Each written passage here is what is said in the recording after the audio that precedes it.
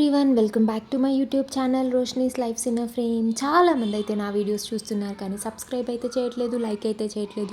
So ముందుగా ఎవరైనా నా వీడియో కనుక ఫస్ట్ టైం చూస్తున్నట్లయితే please consider subscribing to my channel Roshni's lifes in a frame.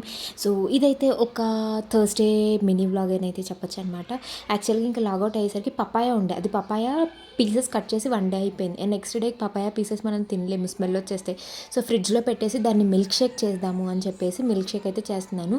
నాకు తెలిసిన ప్రకారం ఏంటి అంటే ఏ ఫ్రూట్స్ అయినా లిక్విడ్ కంటెంట్లో తీసుకుంటే it will be very good for health. ఇలా పపాయ జ్యూస్ అయితే జ్యూస్ అనే కంటే అది మిల్క్ షేక్, ఎందుకంటే పాలు వేస్ట్ చేశాను. It's a simple recipe. Papaya pieces, పాలు, పంచదార అంతే చేసేసి డాడీకి ఒక గ్లాసు, నేను ఒక గ్లాస్, ఇద్దరం తాగేసాము. ఇంకా నైట్ డిన్నర్కి రసం అయితే చేస్తున్నాను అనమాట. ఇది కూడా చాలా చాలా ఈజీ అండ్ క్విక్ రెసిపీ అనమాట. ఎప్పుడైనా నాకు టైం కుదిరితే ఖచ్చితంగా ఈ రెసిపీ అయితే షేర్ చేస్తాను.